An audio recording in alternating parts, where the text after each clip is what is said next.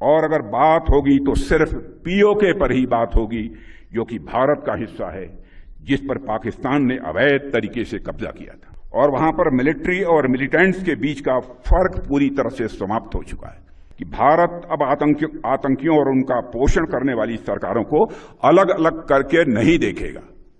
और अगर बात होगी तो सिर्फ पीओके पर ही बात होगी, जो कि भारत का हिस्सा है, जिस पर पाकिस्तान ने अवैध तरीके से कब्जा किया।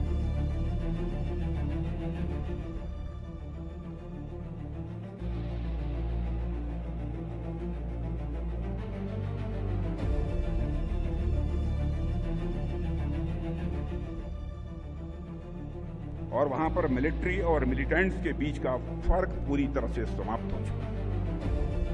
वहां की सेना आतंकवादी संगठनों को संरक्षण ही नहीं देती है।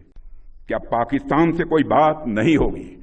और अगर बात होगी तो सिर्फ पीओके पर ही बात होगी, जो कि भारत का हिस्सा है, जिस पर पाकिस्तान ने अवैध तरीके से कब्जा किया था।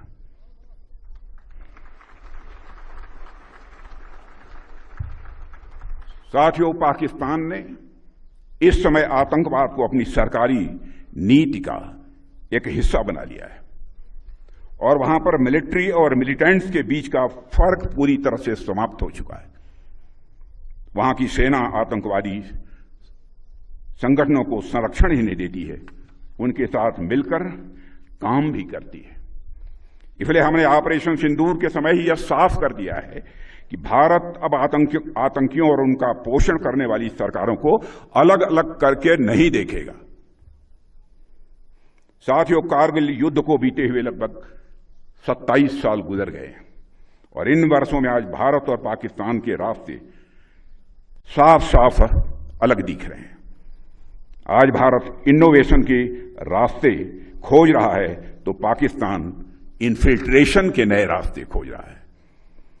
भारत शिप डिजाइन कर रहा है तो पाकिस्तान टेरर डिजाइन में लगा हुआ है।